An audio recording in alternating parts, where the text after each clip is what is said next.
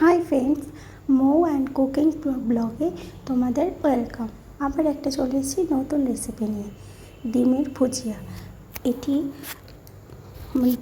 রুটির সাথে খেতে ভীষণ রকম ভালো লাগে। প্লিজ ট্রাই করো, আর কেমন হচ্ছে ট্রাই করে অবশ্যই জানিও কমেন্টে। আর দেখতে থাকো রেসিপিটি।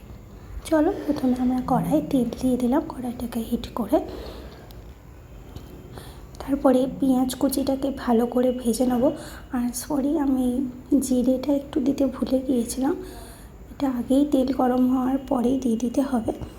তারপরে পেঁয়াজটাকে ভেজে নেব, ভেজে নিয়ে ভালো করে ভেজে নেওয়ার পরে টমেটোটাকেও ভালো করে ভেজে নেব। পারলে একটু নুন দিয়ে দিও, নুনটা এখানে আমার স্কিপ হয়ে গেছে।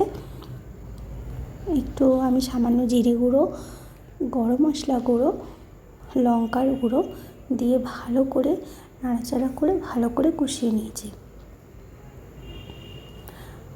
ভালো করে টমেটো পেঁয়াজটাকে গড়িয়ে নিতে হবে। এটা তো দারুণ খেতে লাগে, সত্যি রুটি বা পরোটার সাথে দারুণ খেতে লাগবে। তোমরা প্লিজ ট্রাই করে বলো কেমন হয়েছে, কমেন্টে অবশ্যই জানিও।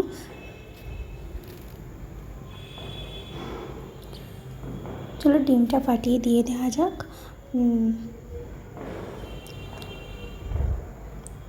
আমি এখানে 2টো ডিমের করেছিলাম, আমার আর আমার হাজব্যান্ডের জন্য এনাফ 2টো ডিম। তো প্লিজ তোমরা ট্রাই করো বাড়িতে এবং আমাকে কমেন্টে জানিও। এবার রেসিপিটা তোমাদের কীরকম লাগলো সেটাও প্লিজ বলো। প্রথমটা হয়তো তোমাদের দেখতে একটু কেমন লাগবে, কিন্তু ভালো করে হাই ফ্লেমে ভেজে নিলে দেখো কি সুন্দর খেতে দেখতে হয়েছে জিনিসটা। তো এরকম হয়ে যাবে, দারুণ অসম্ভব খেতে লাগে।